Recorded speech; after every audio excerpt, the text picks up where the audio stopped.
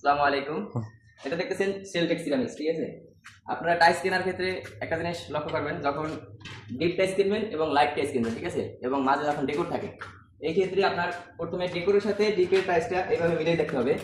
এই সাইডে হাত দিতে হবে, একবারে ডলা দিবেন, দেখবেন যে একবারে লেভেলে আছে।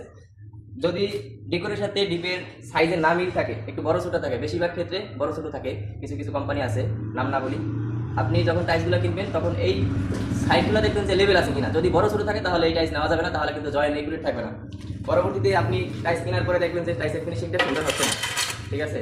সো লাইট, ডিপ এবং ডেকোর সবগুলোর সাথে অন্তত 3টা টাইলস একসাথে করে তারপরে দেখবেন যে জয়েন্টটা ঠিক আছে কিনা, তাহলে মনে করবেন যে একুরেট টাইলস পাওয়া গেছে।